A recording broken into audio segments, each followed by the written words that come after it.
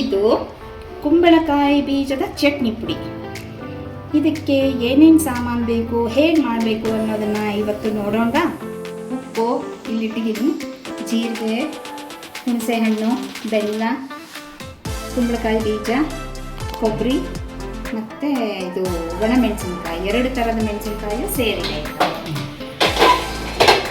ತಗೋಮ್ಮ ಜೀರಿಗೆ,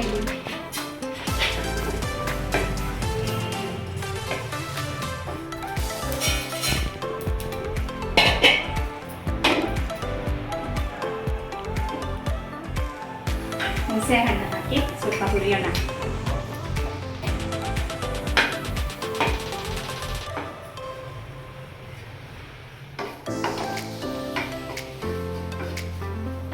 ಅದ್ರ ಜೊತೆಗೆ ಮೆಂತ್ಯ ಹಾಕ್ತಾ ಇದ್ದೀನಿ.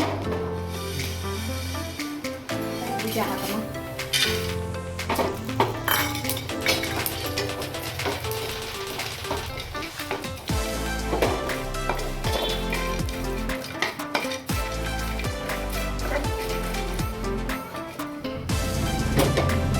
ಕುಂಬಳಕಾಯಿ ಬೀಜ ಆಯಿತು ಹೊತ್ತಿದ್ದು. ಈಗ ಕೊಬ್ಬರಿ, ನಾನು ಇಲ್ಲಿ ಹಸಿ ಕೊಬ್ಬರಿನ ಬಿಸಿಲಲ್ಲಿಟ್ಟು ಒಣಗಿಸಿ ಅದನ್ನು ಹಾಕೊಂಡಿದ್ದೀನಿ. ಒಣ ಕೊಬ್ಬರಿನೂ ಹಾಕೋಬೋದು. ಕೊಬ್ಬರಿ ಹಾಕೊಳ್ಳೋಣ. ಈಗ ಒಣಮೆಣಸಿನ್ಕಾಯಿ, 2 ಥರದ ಮೆಣಸಿನ್ಕಾಯಿ ಸೇರಿದೆ. ಬ್ಯಾಡಗಿ ಮೆಣಸಿನ್ಕಾಯಿ ಮತ್ತು ಗುಂಟೂರು ಮೆಣಸಿನ್ಕಾಯಿ ಎರಡನ್ನ ಒಂದು 5 ಹಾಕ್ಕೊಂಡಿದ್ದೀನಿ. ಇದು ಘಾಟ್ ಬರಬಾರ್ದು ಅಂತ ಒಂದು ಸ್ವಲ್ಪ ಎಣ್ಣೆ ಹಾಕೊತಾ ಇದ್ದೀನಿ.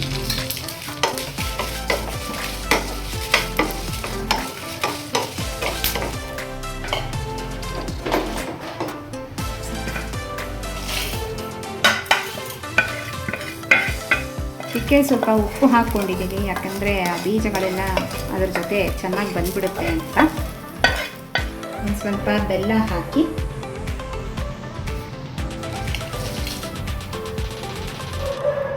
ಅದನ್ನು ಸ್ವಲ್ಪ ಎಲ್ಲ ಮಿಕ್ಸ್ ಮಾಡಿಬಿಟ್ಟು ಸ್ವಲ್ಪ ತಣ್ಣಗಾದ್ಮೇಲೆ ಇದನ್ನು ಮಿಕ್ಸಿಗೆ ಹಾಕ್ಕೊಳ್ಳೋಣ. ಅಮ್ಮ ಈಗ ಹೊತ್ತಿರೋದನ್ನೆಲ್ಲ ಈ ಜಾರ್ಗೆ ಹಾಕ್ಕೊಂಡು ಪುಡಿ ಮಾಡ್ಕೊಳ್ಳೋಣ.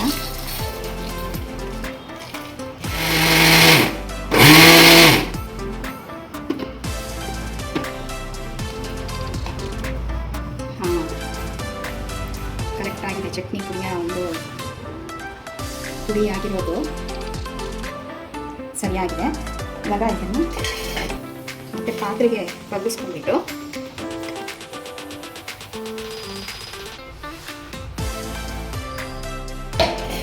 ಚೆನ್ನಾಗಿ ಕೈಯಲ್ಲಿ ಕಲಸೋಣ. ಕುಂಬಳಕಾಯಿ ಬೀಜದ ಚಟ್ನಿ ಪುಡಿ ಆರೋಗ್ಯಕ್ಕೂ ಒಳ್ಳೆಯದು, ಹಾಗೆ ರುಚಿಯಾಗೂ ಇರುತ್ತೆ.